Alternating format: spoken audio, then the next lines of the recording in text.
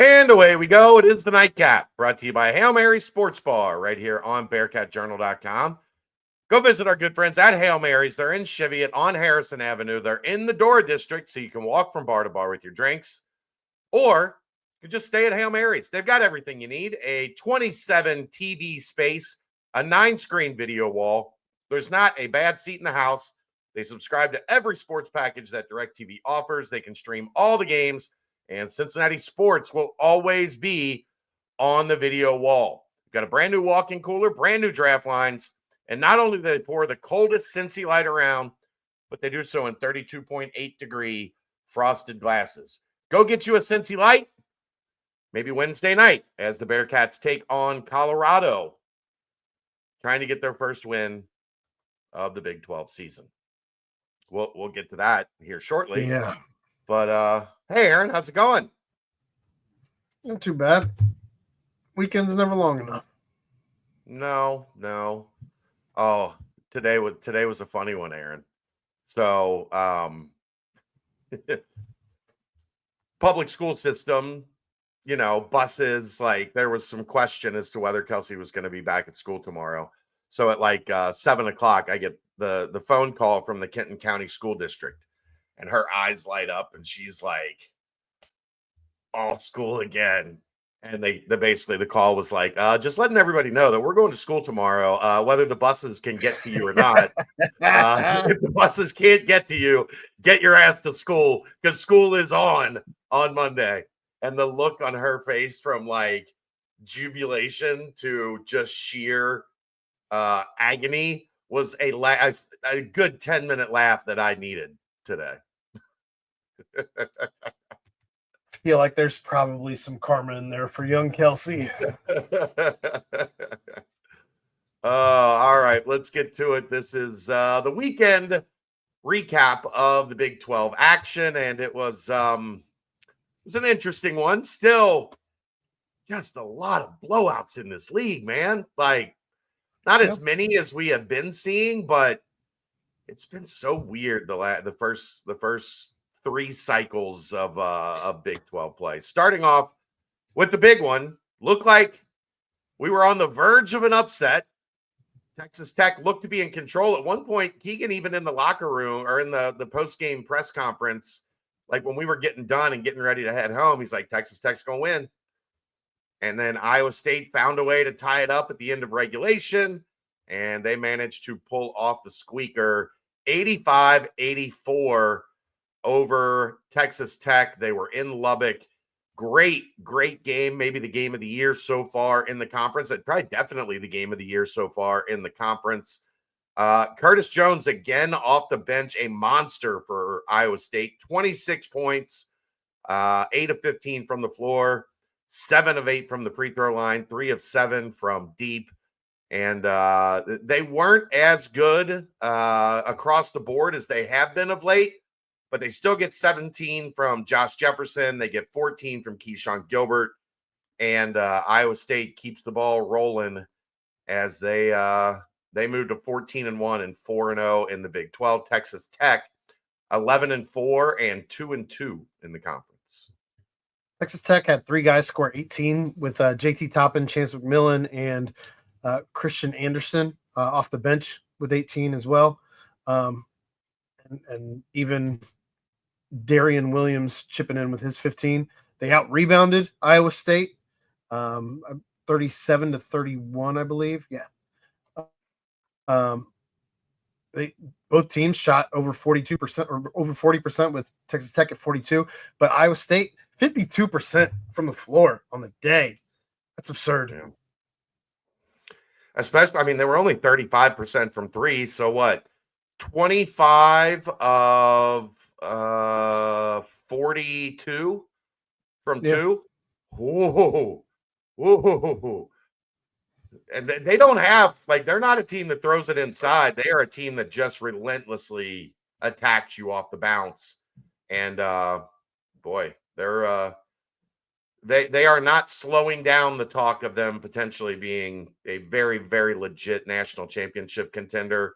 They are 6 on offense and 10 on defense in Ken Palm. So I know you said you thought this was going to be an upset, but Texas Tech was actually favored to win this game. Yeah.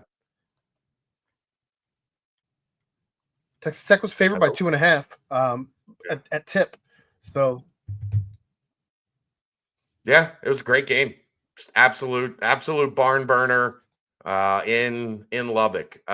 Houston all over Kansas State, 87-57, 46-24 in the first half, 41-33 in the second half.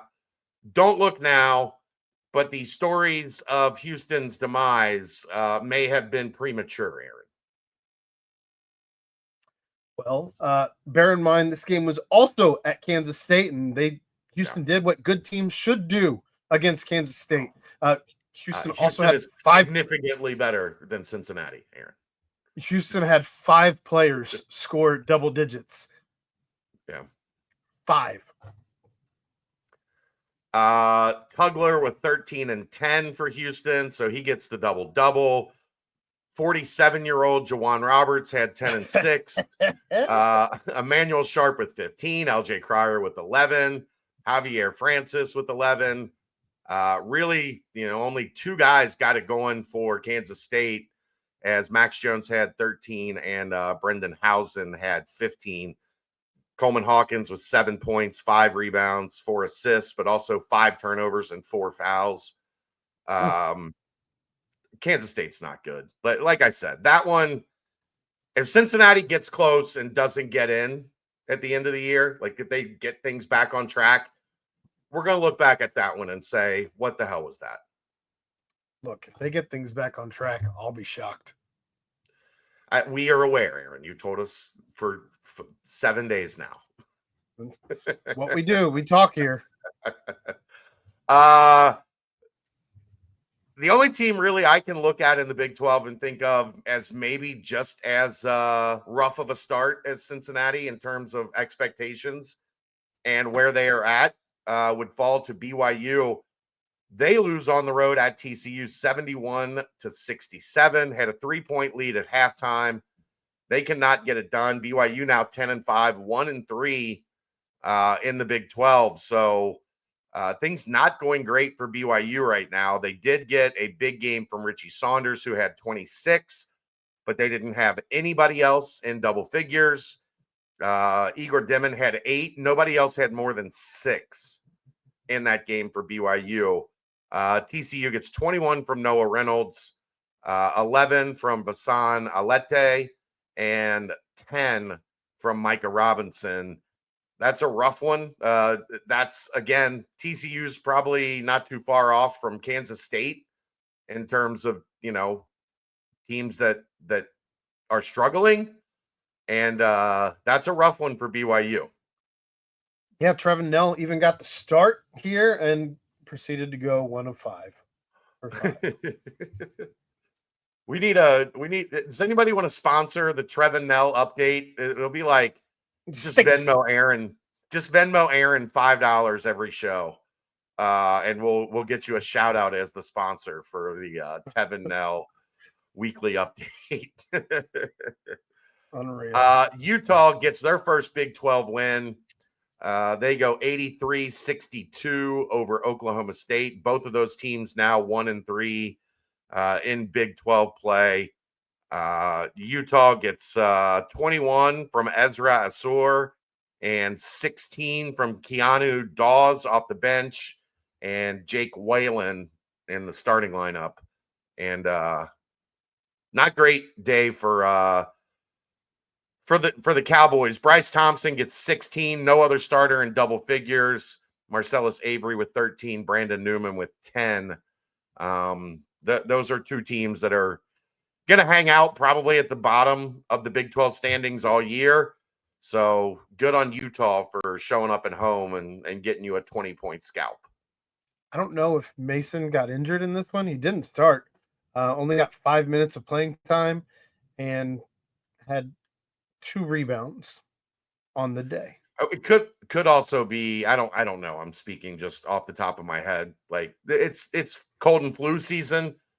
could be one where he's not feeling well and tried to tough it Sure. out, or he could have done something early in that game. I think we probably would have heard something on the board if he got hurt, I would think.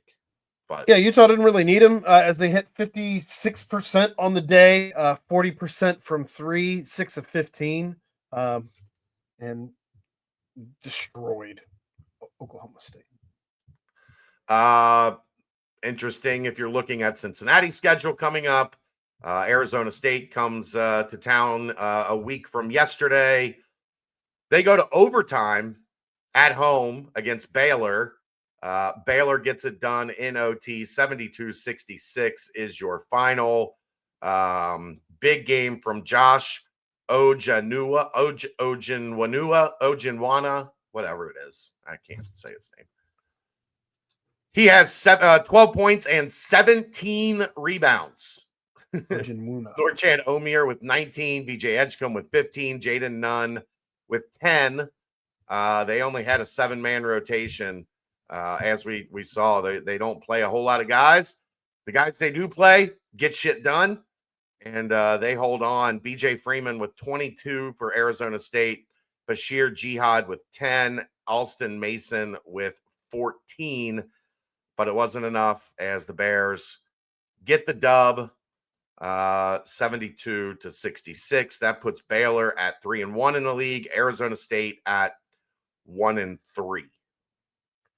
Yeah, it looks like Baylor dominated pretty much every facet of this game. Rebounds, shooting, obviously points. I'm surprised, truthfully, that this went to overtime. But it looks like Baylor definitely took care of things in overtime as you pull away and win by 6, not even really close at that point. 2 possessions. It was 11-5 in overtime. So they did a good job keeping Arizona State from finding any rhythm in the extra session, if you will. Yeah. And then finally, last night, Arizona 88-80 over UCF. It looked at a couple points in the second half that Arizona was going to be able to pull away. I do think UCF scored a couple times late to I think it was like 12 or 13, and they got it back to 8 to look a little bit more respectable. But Arizona's starting to play well, and 4-0 in the league. They had a rough non-conference at 10-5, but they have a bunch of talent. So not really a surprise, Aaron, to see them start to find their rhythm a little bit. Arizona had 5 guys, including Caleb Love, that score in double digits. And that's not even including Carter Bryant, who looked really good against Cincinnati, as Carter Bryant only had 4.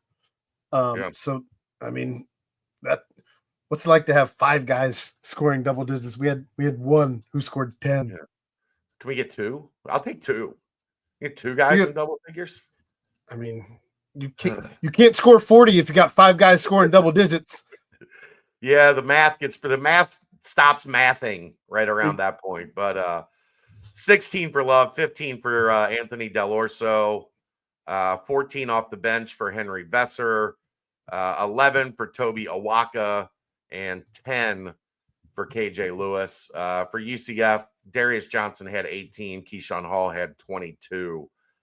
Nobody else in double digits for the Knights. So, yeah, UCF at 2-2 in the league.